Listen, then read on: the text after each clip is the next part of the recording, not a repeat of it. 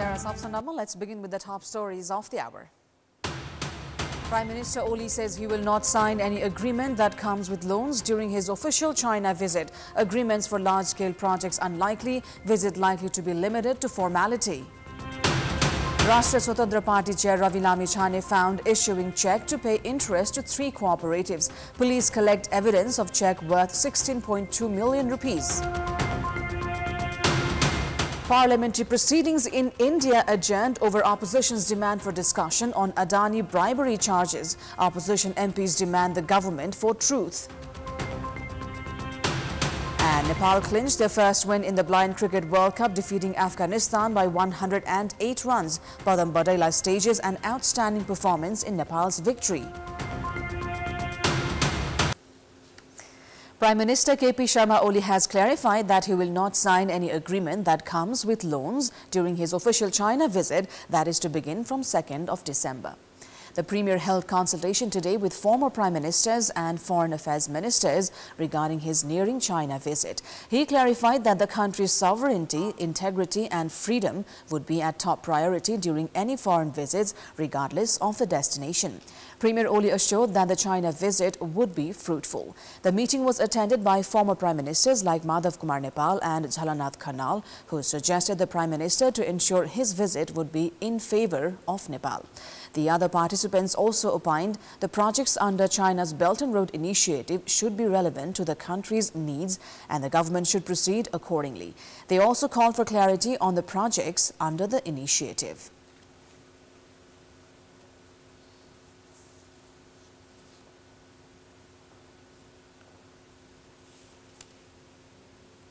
The BRI project Nepal को हित को विरुद्धमा छैन दक्षिणका देशहरू साउथ कोअपरेसन भित्र यो पर्दछ र यस अर्थमा पनि नेपाल जस्तो देशले लाभ लिनु पर्दछ लाभ लिने कुराको सन्दर्भमा हामी सबैसँग सम्बन्ध राख्ने गरेका छौं लाभ लिने गरेका छौं अनि BRI सँग त हामी आबद्ध नै उहिले नै भइसकेका छौं विभिन्न सरकारहरू नेपाल त एउटा सोभरेन कन्ट्री हो नि इन्डिपेन्डेन्ट कन्ट्री हो कुन चाहिँ प्रोजेक्टमा हामीले अनुदान लिन सक्छौं नेगोसिएसन माथि भर पर्छ कुन चाहिँ प्रोजेक्टमा हामीले लोन लिन सक्छौं नेगोसिएसन माथि भर पर्छ त्यसकारणले नेपालले आफ्नो राष्ट्रिय हितलाई सर्वोपरि राखेर छिमेकीहरुसँगका सम्बन्धहरू विश्वसँगका सम्बन्धहरू राख्नुपर्छ BRI लगायत अन्य कुराहरू पनि छलफलका एजेन्डाहरू रहेको र त्यसमा गृह कार्य भइरहेको कुरा प्रधानमन्त्रीज्यूले भन्नुभएको छ उहाँले चाहिँ ऋणको बारेमा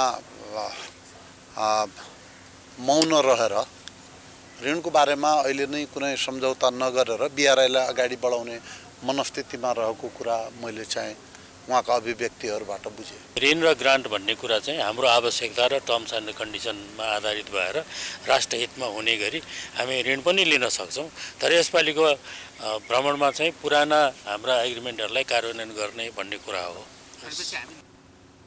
Meanwhile, the political parties are divided regarding signing the execution plan for BRI. CPN-UML, CPN Maoist Centre and Unified Socialists are in favour of signing the agreement. However, Nepali Congress is against it, saying the previous agreements with China should be implemented before signing the BRI execution plan.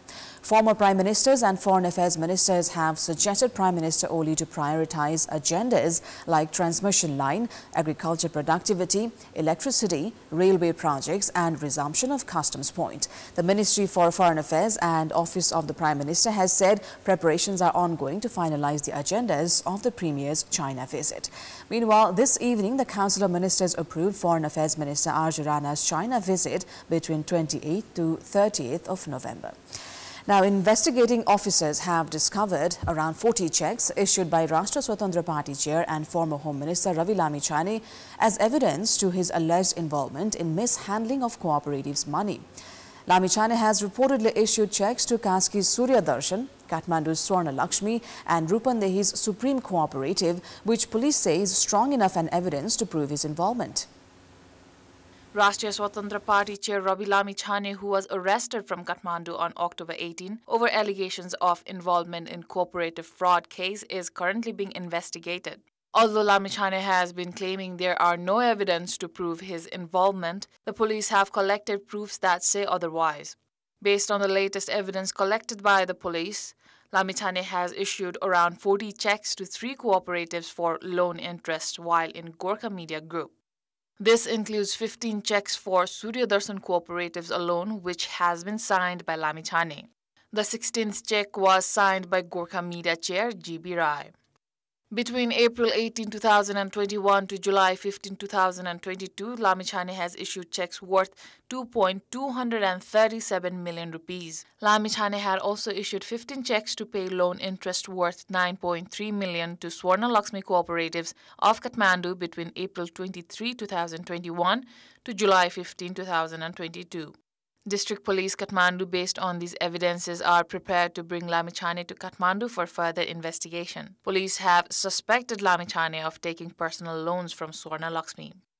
Lamichhane has also been evidently found depositing 4 million rupees through 10 checks at Butwal's Supreme Cooperative between June 17, 2021 and May 31, 2022.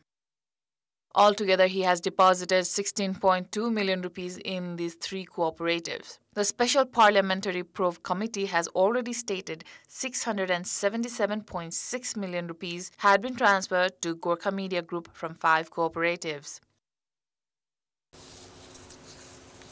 It is time now for our segment Public Pulse, where you text us with your opinion.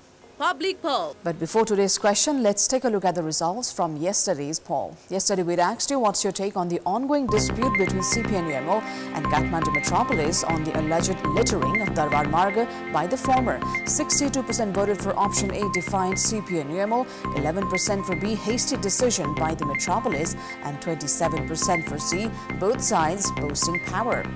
Here's today's question. What is the reason for frequent issues in government service and slow repair works? Your options are A, weak cybersecurity, B, equipment of poor quality, and C, negligence in service. The voting is on. Type NEWS, select your option A, B, or C, and send it to 34001 to share your opinion with us. A 16-day campaign to end gender-based violence has kicked off in Nepal.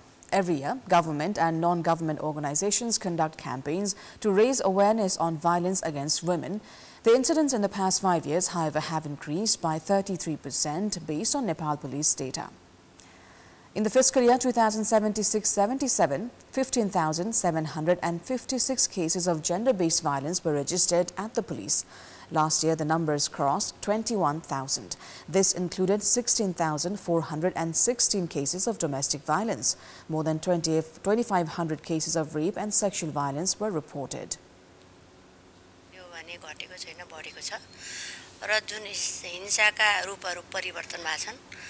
महिला आयोगले पनि महिला हिंसाका विषयमा काम गर्ने, महिला मन्त्रालय पनि गर्ने, प्रहरी प्रशासनले गर्ने, न्यायिक समितिले गर्ने, तपाईलाई एनजिओ आईएनजिओ एकदम यो च्याउ उम्रे जस्तो यो सबैले गर्ने, तर महिला हिंसाका घटनाहरू बढेका छन्, घटेका छैनन्। र जसले हिंसाको घटना लिएर न्यायिक निकायमा पुग्छ, उनले आफूलाई सुरक्षाको अनुभूति पनि गर्दैन, फास्ट ट्र्याकबाट उनले न्याय पनि पाउँदैन र उनले अदालतमा जान्छ, झन्झटिलो बाटो, आयोगमा आउँछ, यो मिल्दैन त्यो मिल्दैन, सबै नमिल्ने, कानुनको परिधिमा रहेर भन्दिने, न्यायिक समितिमा जान्छ, राजनीतिक रूपले प्रशिक्षित न्यायिक समितिका उपप्रमुखहरू। While the number of child marriages, among others, have gone down, the forms of violence against women have changed with changing times. Women are increasingly being violated online through social media platforms these days. हिंसामा न्यूनीकरण त छ, तर घर घरमै हिंसा छ। हिंसाको प्रकृति परिवर्तन भयो होला, तर अब महिलालाई हिंसा गरिन्थ्यो, सासूबाट हुने हिंसा, परिवारको ठुलो सदस्यबाट हुने हिंसा, अनि अहिले त परिवारभित्र महिलैबाट पनि हिंसा भइरहेको अहिलेको अवस्था छ। त्यसले गर्दा यसलाई चाहिँ कसरी मान्छेको स्वस्थ मानसिकताको खोजी गर्नुपर्छ। There are also disparities at workplace as women have lesser access to resources and opportunities, which is also considered one of gender-based violences. And in this context, in our Public Voice segment, today we've asked in several provinces whose responsibility should it be to take the lead in ending gender-based violence. Let's take a look at what they had to say.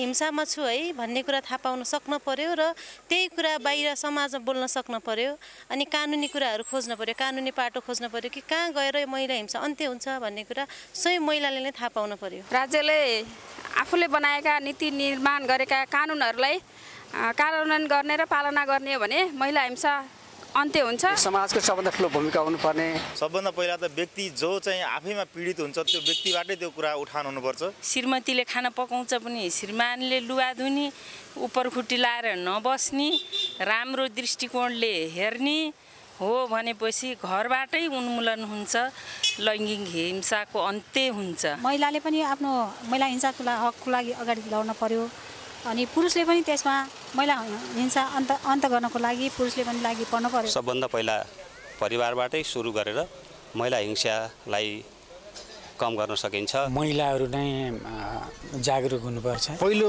भूमिका त राज्यको नै हुन्छ सबैभन्दा ठुलो कुरो चाहिँ आफ्नो आत्मा बल हो र आफू सशक्त नभएसम्म केही पनि हुन सक्दैन महिला पुरुष सम्पूर्ण समलिङ्गी सबैजनाको भूमिका चाहिँ उत्तिकै हुन्छ पहिलो भूमिका चाहिँ हामी महिलाहरू स्वयंकै हुनुपर्छ परिवारमा महिला सदस्य र घरको गार्जियन जिम्मेवार हुनुपर्छ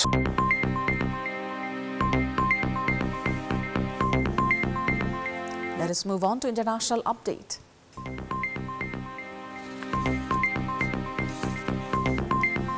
Parliamentary proceedings in India were suspended over the issue of bribery allegations against Indian billionaire Gautam Adani. Indian opposition parties who have consistently targeted Adani for what they say is his proximity to Prime Minister Narendra Modi had said last week that they would raise the issue in Parliament when they met on Monday.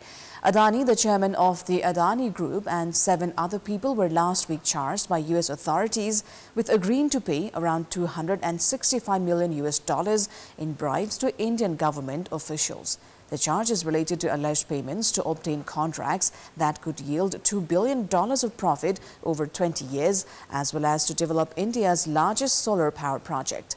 The charges also included making misleading statements to the public despite being made aware of the US investigation in 2023. Pakistan's capital was put under lockdown as the government shut down the internet, blocked highways and brought in thousands of police and paramilitaries in an attempt to prevent supporters of the former Prime Minister Imran Khan protesting in the capital. Khan, who has been in jail for more than a year, facing hundreds of charges, had issued a final call for his protesters to descend on Islamabad to demand his release and protest against recent changes to the judiciary and constitution. The former Prime Minister has alleged his imprisonment is part of a political agenda by the military and the ruling government to keep him out of power. They have alleged there was widespread rigging in February's election, where his Pakistan Tehreek-e-Insaf (PTI) party says it won the popular vote and are now demanding free and fair polls take place. According to PTI, Khan's supporters have been targeted with tear gas and baton charges by police as they moved towards Islamabad, and upwards of 5,000 PTI protesters and leaders, mainly coming from Khan's stronghold region in Khyber Pakhtunkhwa, have already been arrested en route. Sports news. Nepal have registered their first win in the ongoing Blind Cricket World Cup, defeating Afghanistan by 108 runs in the tournament ongoing in Pakistan. Batting first, Nepal had posted 228 runs in 20 overs, losing 2 wickets. Opener Bharat Thapa scored 21 runs. Another opener, Naresh Chaudhary, remained unbeaten at 72. Chaudhary partnered with Padam for 51 runs, who himself shined with a personal 92 runs in 51 balls. His innings included 10 fours. Afghanistan's Barayalal Shahi claimed 1 wicket while Bharat ran out. Chasing a victory target of 229 runs, Afghani players were limited to 120 runs in 20 overs, losing 9 wickets. Amzal Amar Khali returned to the pavilion in 8 runs. Abbasin Salab contributed 53 runs. Darren Omar added 21, while none of the remaining batters performed well enough. Sunil Magar was the pick of Nepalese bowlers, claiming 3 wickets. Amesh Guragai and Sunil Chetri took 1 wicket each. Nepal had previously lost to Sri Lanka and Bangladesh. They are to play against South Africa tomorrow and then Pakistan on Wednesday. Now, the trophy of the Nepal Premier League NPL has been unveiled. Prime Minister KP Sharma Oli, along with marquee players from the 8 participating teams, jointly unveiled the trophy today at Dharahara in Sundara, in the capital. The main highlight of the trophy is a stone brought from Kala Pathar, which is placed at the top of the trophy. Kala Pathar is a renowned viewpoint near Mount Everest in Solukhumbu that lies in an altitude of 5,545 meters. Mountaineers Nima Sherpa and Mingma Sherpa retrieved the stone. According to Cricket Association of Nepal, the NPL trophy represents environmental sustainability. During the event, Premier Oli emphasized the government's commitment to support sports sector and prioritization of athletes. He also urged the association to establish a franchise league for women's cricket to promote gender equality in sports. NPL जस्तो प्रतियोगिताले पर्यटन प्रवर्धन गर्ने र युवा प्रतिभालाई अन्तर्राष्ट्रिय मञ्चमा ल्याउन सहयोग पुर्याउनेछ, पुर्याइआएको पनि छ। क्यानका पदाधिकारीहरूले आगामी दिनमा महिला विशेष NPL लिग आयोजना गरोस् भन्ने मेरो इच्छा छ। सरकारले तपाईहरु जस्तो खेलाडीलाई पर्याप्त मौखिक बाहेक आवश्यक प्रोत्साहन दिन सकिरहेको छैन, यो ठ्याम्मै चित्त बुझिएको छ र सरकारलाई खेल आफ्नो क्रियाकलाप भन्दा बाहिरको हो भन्ने लाग्दैन। यो सिङ्गो सामाजिक जीवनको, सरकारको, नागरिकको सबैको उत्साहको कुरा हो। Prime Minister Oli extended his best wishes to all 8 teams participating in the league, encouraging them to perform well. Chatur Bahadur Chand, Chair of Cricket Association of Nepal, assured that a franchise league for women players will be organized soon. The inaugural edition of NPL is scheduled to take place from November 30 to December 21st at the Tribhuvan University Cricket Ground in Kantipur. That is all for the moment. Thank you for watching. Up next is news in Nepali. Good night.